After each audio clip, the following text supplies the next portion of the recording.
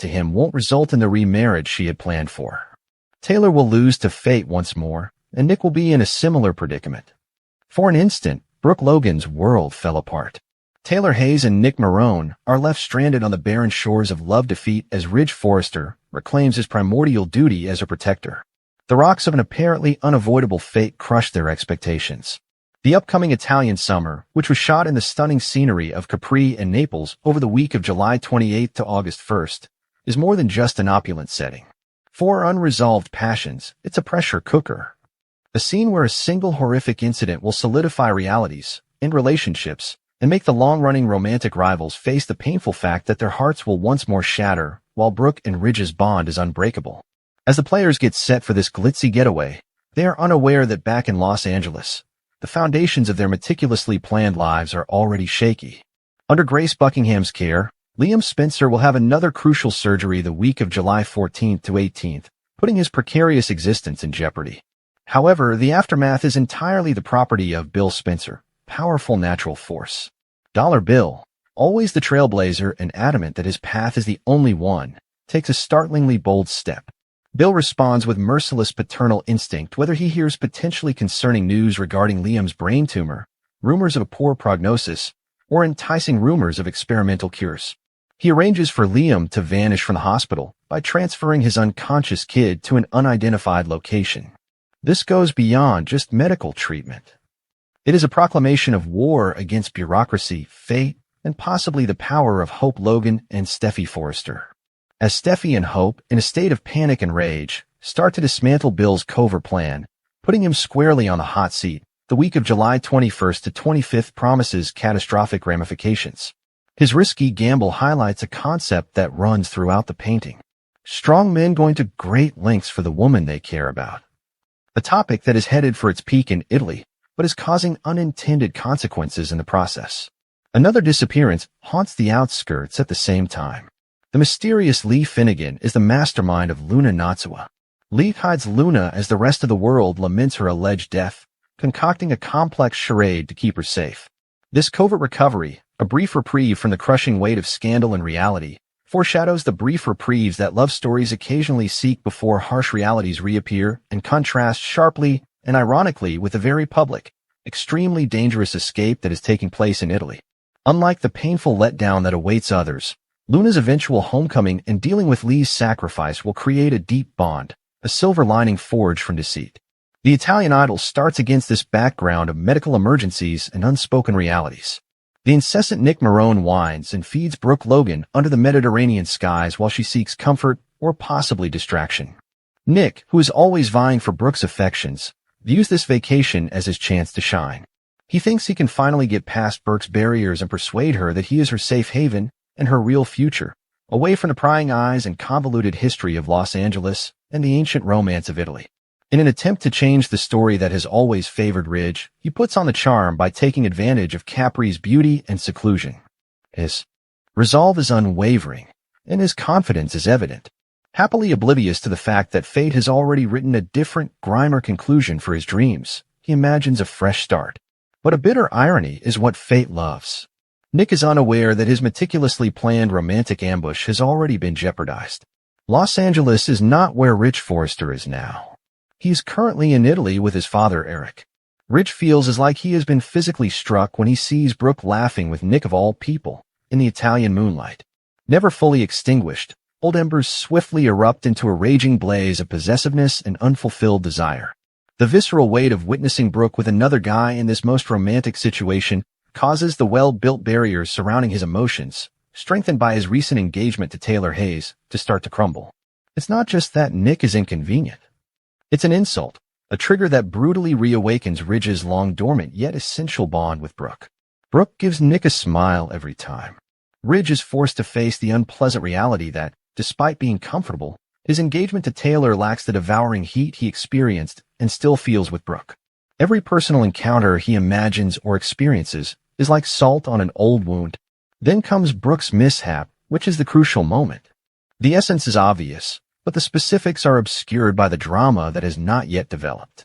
A frightful slip, a trip close to the water, a dive into the Ionian Sea. Whether it's a struggle in the seas, a tumble from a rocky crag, or a slip on a yacht, Brooke's life is suddenly in grave danger. Time loses its essence at that moment of sheer, pure dread. Recent grudges, social ties, and even the dedication to Taylor vanish. For Ridge Forrester, there is nothing left but an overwhelming, primordial necessity. Let's say Brooke. He doesn't think twice. He is not a mathematician. Without thinking, he jumps into the sea, fights the current, and reaches for the woman who has always been his compass. This is a resuscitation of their fundamental dynamic, not only a rescue. Brooke, the lady who stokes his protective rage more than anyone else, Ridge the Knight. As he pulls her to safety, his worry for her life and racing heart destroy all the pretense and rationale he used to select Taylor. Ridge had a profound and indisputable insight while holding her, soaked and shaken, feeling her heart's frenzied beat against his. His true love is Brooke. There is more to this near-tragic incident than meets the eye. The harsh, indisputable reminder of what he stands to lose forever is destiny. Only the unvarnished, unavoidable truth of Bridge remains after the accident turns into the furnace that burns away any doubt. A double helix of love ruin results from the instantaneous and severe aftermath. The way forward is suddenly, glaringly obvious to Ridge. In the face of this visceral reawakening, his engagement to Taylor Hayes, which was based on comfort, shared history, and possibly a desire to finally leave the Brooke-centric madness behind, falls apart. Knowing that Taylor's heart, soul, and every protective instinct are permanently Brooke's, he cannot marry him with integrity. The ring turns into a representation of a lie he can no longer maintain. He will not discuss cold feet or logistics with Taylor. It will be an agonizing admission motivated by the realization that he nearly lost his fate. Taylor finds herself at the altar of her hopes once more, only to have them demolished. Her desire to remarry in order to feel validated for finally winning Ridge fairly vanishes. It's losing to Brooke once more, not just Ridge. The ghost of their long-running feud reappears. Additionally, Taylor must face the heartbreaking fact that she will always be the one Ridge leaves when Burke's siren call or danger is heard, regardless of the situation or fleeting triumphs. Her position as the perpetual runner-up in Rydage's turbulent love story is cemented by this defeat, which pierces harder than any other and echoes every previous heartbreak. It appears that destiny has a favorite, and Taylor must accept the terrible truth that she will not be with Ridge Forrester. Nick Marone, whose own Italian ambitions are in ruins, stands by Taylor in the bleak landscape of romantic failure. Brooke's accident and Ridge's spectacular rescue break his illusions, just when he thought the situation and his perseverance were working in his favor. Nick is devastated by witnessing Rydage's instinctive response, the unadulterated love and fear in Rydage's eyes as he saved Brooke, and then, unavoidably, Brooke's own stunned but unavoidable attraction to her rescuer. With heartbreaking certainty, he acknowledges that he never had a chance. The thunderous symphony of history and destiny unfolding between Brooke and Ridge was drowned out by his love overtures and his meticulously orchestrated dinners under the stars. Nick was unable to take advantage of Brooke's accident. It slammed the door shut, demonstrating that Brooke needs Ridge when she is most vulnerable. Ridge, who makes heaven and earth move for her, is the person she turns to. The pricey wine suddenly turns sour, leaving Nick standing by himself. The cool Italian breeze. A glaring loser in a romantic relationship who risked everything on a triangle where his corner was bound to fall. The overwhelming tide of Bridge swamps his boat, just like it does Taylor's. The Italian getaway thus becomes a furnace of pain and insight. The violent cause is Brooke's accident, which forces Ridge to face the unadulterated reality of his heart and accept his role as Brooke's partner and guardian for all time. When it comes to Ridge Forrester, Taylor Hayes sees it as the destruction of a delicate dream and yet another harsh reminder that fate is not on her side. For Nick, it is the last humiliating evidence that his quest for Brooke was always a quixotic attempt to buck fate and history. Brooke and Ridge are left clinging to one another amid the rubble as the Mediterranean sun sets on Capri, illuminating not a fresh start for two couples but the tragic conclusion of two dreams. It is unclear whether love for Taylor and Nick will ever be anything other than a losing game, as they are left to fend for themselves in the familiar and lonely waters of defeat. The effects of their loss will be felt long after the Italian tan wears off when Brooke Logan is involved. A moving illustration of the persistent, frequently destructive force of an unending love story. Liam signs a disclaimer of the crazy procedure, and Taylor inquires about a wedding date. Liam Spencer signs a waiver for a crazy operation, and Taylor Hayes asks for a wedding date.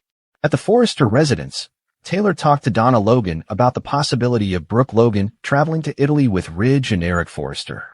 Taylor said she had faith in Ridge and that Nick Marone might be there too, but Donna wasn't sure how Taylor would really react to that. During Tuesday's B&B show, Eric convinced Brooke to go on the business trip, leveraging her popularity at Forrester Creations. Eric raved about Italy's benefits and urged Ridge to enjoy everything that it had to offer with Brooke after he left the CEO position. Taylor feared she was upsetting something when she appeared in the doorway, but Eric downplayed it and walked away. Taylor's last request before he left town was to set up a wedding date when she and Ridge were by themselves. Nick went to the design office to see how Brooke was doing after learning about all the shooting drama. When the talk at last shifted to Brooke's trip to Italy, Nick asked her where she was and prohibited her from following this route with Ridge. Brooke claimed it was business-related, but Nick didn't seem to buy it, and he eventually got her to fly with him to Italy. When Nick pressed the charm, Brooke smiled and seemed interested in his offer. In Liam's hospital room, Bill Spencer expressed regret for letting Luna out of prison, but Liam insisted that it was over and that Luna was no longer present. The subject of Liam's brain tumor and Bill's desire to help him as much as possible came up in conversation. After this near-death experience, Liam realized that he wasn't ready to go and that he wanted to fight. Grace Buckingham listened in and pulled Bill from the room so they could have a private conversation. There may be some hope, Grace admitted, adding that her colleague had developed a procedure that was still in its early stages. Since this might be Liam's only opportunity, Bill was willing to sign any waivers and make any necessary payments. Grace warned that it could cost up to $1 million, but Bill replied he would give her a screaming blank check if it meant saving Liam. Additionally, Grace stressed the need of being silent and stated that the hospital was unable to provide this service.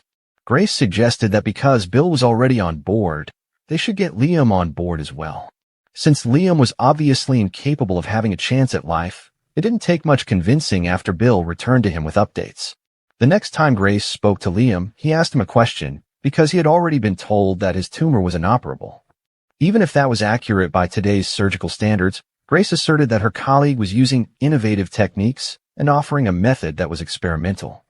Grace added that she made the decision to contact this colleague who was already in the U.S. Grace reiterated that the surgery could not be done in the hospital, but it might be scheduled for tomorrow. Liam obviously lacked the years required for full approval, so all of this was kept under wraps. Bill pleaded with Liam not to, but Liam said he wanted to live and that they should seize this chance. After Grace told her of a surgical center that was available, she was able to arrange the procedure for tomorrow. When Grace handed the paperwork to Liam, he did sign it. The waiver and any other details he wanted to confirm were most likely included. Bill announced that tomorrow will be the start of the rest of Liam's life while upbeat music played in the background. Despite the risks, Liam and Bill were both hoping for good news. A shaky hope, Liam Spencer's hospital room struggled under the crushing weight of his fatal diagnosis. On the other side of town, in the lavish Forrester estate and the gilded walls of Forrester Creations, the age-old dance of love, ambition, and manipulation was performed with newfound, almost reckless energy. This specific Tuesday turned into a turning moment when Dr. Taylor Hayes, seeking permanence, made a crucial request of Ridge Forrester to establish a wedding date, and Liam Spencer, facing oblivion, scrolled his signature on a waiver for a desperate covert medical gamble. These actions, which look desperate, are part of a desperate struggle for survival. Several lives were permanently changed by the other bid for romantic stability, which was a thread sewn into the same intricate tapestry of human weakness and longing. There was a noticeable sense of gravity about Liam's room. The typically unflappable behemoth Bill Spencer was shown as having plagued regret, his shoulders hunched not only by the burden of freeing Luna Natsuwa from prison, but also by the fear of his son's death. Amid the tubes and sensors, Liam, who was pale but determined, quietly absolved Luna. Even though it was painful, that chapter was over. The real conflict was inside his own head. A death sentence was spoken in his ear by the incurable brain tumor. Bill was desperate, driven by a deep-seated desire to use his wealth and immense power against a foe who mocked money. "Liam, I'll do anything." Whatever he swore, his words full of passion. Grace Buckingham, a ghost of possible redemption, eavesdropped in on this tense atmosphere of imminent loss before beckoning Bill away. Her disclosure was a risky lifeline. An unapproved, untested experimental early-stage technique that deviates greatly from standard medical practices is being pioneered by a colleague in Liam's particular instance. Grace warned that the dangers were enormous, possibly lethal, and the expense was enormous, up to $1 million. Bill's response, devoid of any pretense, was immediate. "I want to offer you a blank check." It was not business. It was the Hail Mary of a parent.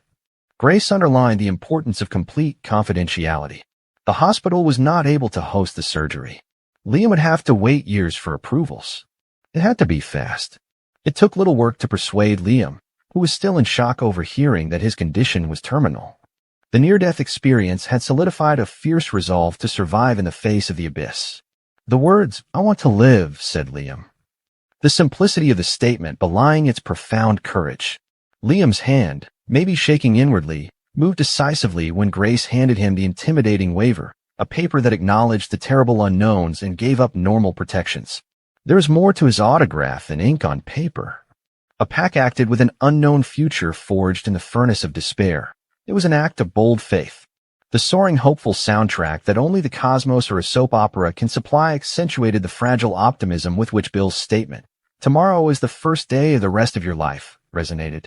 However, the specter of the untamed process, its secret location, its mysterious science, and its horrifyingly uncertain end hung heavy. With a blank check and a whispered promise, Liam was risking his life. At the same time, another sort of wager was taking place in the slick, high-stakes world of Forrester Creations, driven by ambition, jealousy, and nostalgia. The father, Eric Forrester, was deftly guiding Brooke Logan to join Ridge and himself on an important business trip to Italy after spotting a business and romantic chance. Eric portrayed the trip as crucial for the business, taking advantage of Brooke's ongoing popularity there, while repeatedly and covertly conjuring images of Italian magic for Ridge and Brooke's advantage. Eric gave Ridge a knowing twinkle and said, "Enjoy everything Italy has to offer."